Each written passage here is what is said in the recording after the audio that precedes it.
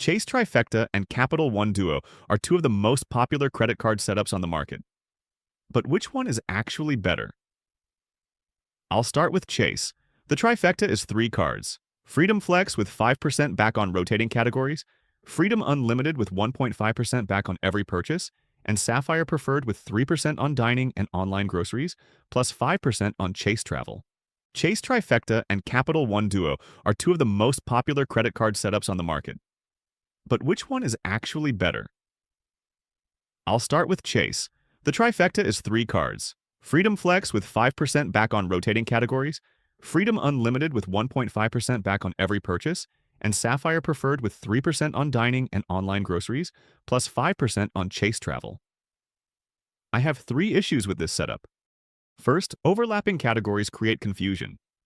Why do I need the same 5% back on travel and 3% on dining across multiple cards?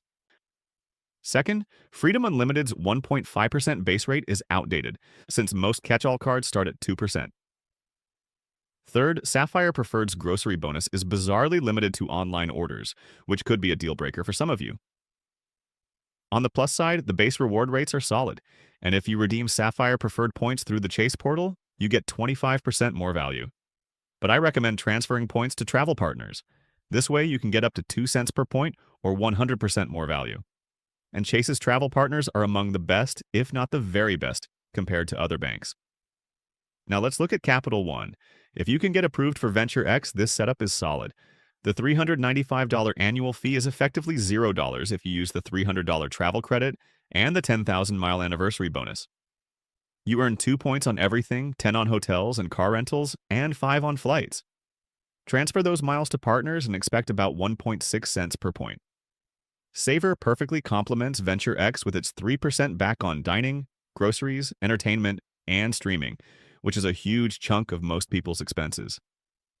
The magic happens when you transfer your Savor points to Venture X and then redeem through travel partners. This will boost your earnings even further.